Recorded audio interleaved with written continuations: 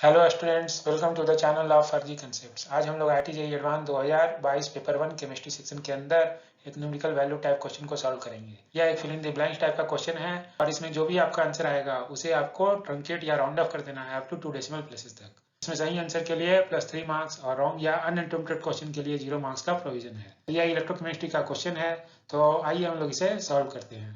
इस क्वेश्चन में क्या रहा है कि the reduction potential E not है ना। ई नॉट क्या है? स्टैंडर्ड रिडक्शन पोटेंशियल है। नॉट हम लोग जब भी लगाते हैं तो स्टैंडर्ड रिडक्शन पोटेंशियल होता है। E naught in volt of Mn(4 - 2 Mn)। यहाँ पर मैग्नेट से मैंगनीज का जो हाफ सेल बनेगा उसका आपको स्टैंडर्ड रिडक्शन पोटेंशियल फाइंड करना है अप टू 2 डेसिमल प्लेसेस तक। तो इसमें जो भी आपको डाटा दिया हुआ है वो क्या दिया हुआ है? पहला स्टैंडर्ड रिडक्शन पोटेंशियल किसका दिया हुआ है? पर मैग्नेट से मैग्नीज डाइऑक्साइड बनने का स्टैंडर्ड रिडक्शन पोटेंशियल दिया हुआ है। सेकंड जो है आपका मैग्नीज डाइऑक्साइड से Mn+2 का जो रिडक्शन है उसका स्टैंडर्ड रिडक्शन पोटेंशियल दिया हुआ है। और तीसरा आपका मैग्नीज आयन Mn+2 आयन से Mn में रिड्यूस होने का रिडक्शन पोटेंशियल का वैल्यू दिया हुआ है। ठीक है, यहाँ पर हम लोग स्टेप वाइज जो भी आपको ये डाटा दिया हुआ है ना, इस सबका हाफ सेल रिएक्शन एक बार हम लोग लिखना चाहेंगे। ये पर मैग्नेट आयन जहाँ पर मैग्नीज का ऑक्सीजन स्टेट +7 था, ये कहाँ रिड्यूस हो रहा है? मैग्नीज डाइऑक्साइड में +4 में जा रहा है। इसमें ऑक्सीजन नंबर 3 से घट रहा है और यहाँ पर 3 इलेक्ट्रॉन का चेंज भी आ रहा है। नंबर ऑफ इलेक्ट्रॉन नंबर्स कितने हैं? 3 हैं। और ये आपका स्टैंडर्ड रिएक्शन पोटेंशियल का डाटा दिया हुआ था। फर्स्ट हाफ सेल का जो भी डाटा था वो हम लोगों ने लिख लिया। सेकंड पर हम लोग अप्लाई करेंगे। जब हम लोग इसे सेकंड पर अप्लाई करेंगे तो सेकंड का जो हम लोग देखेंगे कि मैग्नीज डाइऑक्साइड से Mn+2 बनने का। तो मैग्नीज डाइऑक्साइड में Mn का ऑक्सीजन स्टेट +4 है और यहाँ पर +2 है। यहाँ पर ऑक्सीजन नंबर 2 से घट रहा है, इसलिए यहाँ पर 2 इलेक्ट्रॉन इन्वॉल्व है। यहाँ इसलिए नंबर ऑफ इलेक्ट्रॉन इन्वॉल्व क्या है? 2 है। उसी तरह हमारा जो डाटा दिया हुआ है वो Mn+2 से Mn का डाटा दिया हुआ है। इसके रिएक्शन का जब आप हाफ सेल रिएक्शन लिखेंगे तो यहाँ Mn+2 से 2 इलेक्ट्रॉन एडजॉर्ब करेगा क्योंकि इसका ऑक्सीजन नंबर 2 से घट रहा है। ठीक है, यहाँ पर ऑक्सीजन नंबर +2 से 0 आ रहा है। ठीक है, और ये डाटा आपको दिया हुआ है और इसमें नंबर ऑफ इलेक्ट्रॉन इन्वॉल्व कितने हैं? 2 है। चौथा रिएक्शन जो हम लोग लिख सकते हैं जिसका हमें फाइंड करना है, पर मैग्नेट से Mn बनाना है। हमें क्या करना है? पर मैग्नेट आयन से क्या बनाना है? Mn0 बनाना है। तो परमानेंट में हम लोग जानते हैं कि परमानेंट आयन में ऑक्सीजन नंबर कितना होता है? +7 होता है। और +7 से हम लोग कहाँ जा रहे हैं? 0 जा रहे हैं। यहाँ पर ऑक्सीजन नंबर 7 से घट रहा है तो ये 7 इलेक्ट्रॉन का गेन करेगा। तो ये बैलेंस हाफ सेल रिएक्शन मैंने लिखा है और ये यही वैल्यू आपको फाइंड करना है। यही वैल्यू आपको फाइंड करना है। और इसमें नंबर ऑफ इलेक्ट्रॉन इन्वॉल्व कितने हैं? 7 है। और इसके जो ई नॉट सेल के ई नॉट जो वैल्यू है उसको मैंने E4 बोला है और E4 ही आपको फाइंड करना है। तो देखते हैं कि जो रिएक्शन नंबर 4 है, can be obtained by the summation of reaction 1 2 3। तो अगर इन तीनों रिएक्शन को अगर आप सिंपली ऐड कर दे तो क्या मिल जाएगा? रिएक्शन 4 मिल जाएगा। तो देखिए ऐड करके देखिए कि यहाँ पर ये MnO2 राइट साइड में है और यहाँ लेफ्ट साइड में है, ये कैंसिल हो जाएगा। Mn+2 राइट साइड में है, यहाँ पर लेफ्ट साइड में है, ये पार्ट कैंसिल हो जाएगा। तो यहाँ पर 3 इलेक्ट्रॉन, यहाँ 2 electron, 5 electron and 2 7 electron, total 7 electron. यहाँ पर 4H+, ये 4H+, टोटल 8H+ दे रहा है। और यहाँ पर 2 वाटर प्लस 2 वाटर, ये 4 वाटर दे रहा है। और फाइनली आपका Mn सॉलिड यहाँ पर बना हुआ है। तो ये नेट रिएक्शन जो है ना, नेट रिएक्शन जो equation 4 can be obtained by simply addition of reaction 1 2 3। तो यहाँ पर क्या है? आपको इसेल का वैल्यू तो दिया हुआ है, इसेल का दिया हुआ है, क्या आप सिंपली ऐड कर सकते हैं? नहीं। तो रिएक्शन 4 का जो ई नॉट सेल जो आपको निकालना है, ये वैल्यू जो निकालना है, क्या ये सिंपल एडिशन से आ जाएगा? क्या हम लोग इसे E1 not plus E2 not plus E3 not लिख सकते हैं या नहीं लिख सकते? है ना। तो ये हम लोग नहीं लिख सकते। क्यों नहीं लिख सकते ना? क्योंकि ई का जो मतलब होता है, ई का मतलब क्या होता है? ई नॉट का मतलब जो है, ये यूनिट जो है आपका, यहाँ पर सबका यूनिट देखिए आप, क्या है? वोल्ट है। तो वोल्ट आप क्या होता है? ई नॉट का जो यूनिट है ये क्या है? वोल्ट है। और वोल्ट आप कैसे लिखते हैं? वोल्ट इक्वल टू क्या होता है? जूल।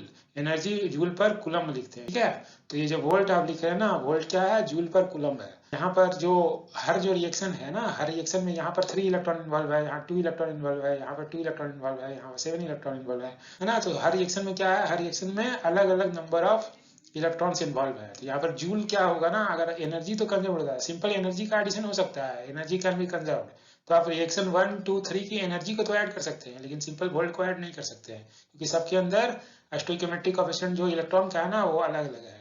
तो आप सिंपली ऐड नहीं कर सकते। तो यहाँ पर अगर आप जूल लिखे ना, जूल को क्या लिखेंगे? वोल्ट इंटू कूलम लिखेंगे। तो अगर आप एनर्जी के टर्म में ऐड करेंगे तो आप एडिशन कर सकते हैं। फिर फाइनली जो एनर्जी आएगा उसको आप इसके 4 से डिवाइड कर देंगे ना, तो यहाँ पर ये वैल्यू आपको मिल जाएगा। ठीक है, तो आप इसी को तो हम लोग कहते हैं, ये जो एनर्जी है, एनर्जी को हम लोग क्या लिखते हैं? Guest energy. तो डेल्टा जी नॉट क्या लिखेंगे? माइनस NF मतलब n मोल इलेक्ट्रॉन पे जो चार्ज है वो चार्ज है ना, वो चार्ज है। वोल्टेज क्या है? वोल्टेज इसका ई नॉट होता है, ई नॉट वोल्टेज है। तो minus delta G not equal to minus n F E, तो एनर्जी कंजर्वेशन के बेसिस पर हम लोग ये एडिशन या सब्ट्रैक्शन कर सकते हैं, ठीक है। तो इस तरह के इक्वेशन को सॉल्व करने का जो हमारा ट्रिक होगा कि यहाँ पर हम लोग ई नॉट का सिंपल एडिशन नहीं कर सकते, क्योंकि वोल्टेज क्या है, वो जूल पर कूलम्ब है, पर यूनिट चार्ज है, और रिएक्शन में हर रिएक्शन में अलग अलग चार्ज है, इसलिए आप सिंपल सबको ऐड नहीं कर सकते हैं। सबकी यहाँ इलेक्ट्रॉन की स्टोइकियोमेट्री को भी आपको कंसीडर करना पड़ेगा, ठीक है। तो हम लोग क्या करेंगे ना, इसको फ्री एनर्जी के टर्म में लिखेंगे। तो यहाँ पर जब आप फ्री एनर्जी के टर्म में लिखेंगे तो फर्स्ट रिएक्शन का जो डेल्टा जी1 नॉट होगा वो क्या होगा, minus n1 F E1 not, जहाँ एफ क्या है, फैराडे कांस्टेंट है, फैराडे कांस्टेंट जो कि 96500 कूलम होता है। यहाँ पर ई1 नॉट का वैल्यू कितना है, ये आपका क्या है, ई1 नॉट है, ये ई1 नॉट है, ठीक है। और एन1 भी पता है, सब कुछ पता है। यहाँ पर सेकंड रिएक्शन के लिए लिखेंगे डेल्टा जी2 equal to minus n F E, फिर से अप्लाई करेंगे तो यहाँ पर n2 है, सेकंड रिएक्शन के लिए n2, और ये e2 नॉट है, ये वैल्यू क्या है, e2 नॉट है, ठीक है। और थर्ड रिएक्शन के लिए भी जब एनर्जी के टर्म में लिखेंगे तो ये n3 लिखेंगे, और ये यही वैल्यू क्या है, ये e3 नॉट है, ठीक है, ये वैल्यू है। और n3 का वैल्यू 2 है, यहाँ n2 का वैल्यू 2 है, और यहाँ n1 का वैल्यू 3 है। तो आप डेल्टा जी के टर्म में, एनर्जी के टर्म में ऐड कर सकते हैं। इसके बेस पर आप क्या लिखेंगे कि डेल्टा जी4, जो रिएक्शन 4 का जो जी4 होगा वो sum of delta G one naught plus delta G two naught plus delta जी3 नॉट होगा, ठीक है।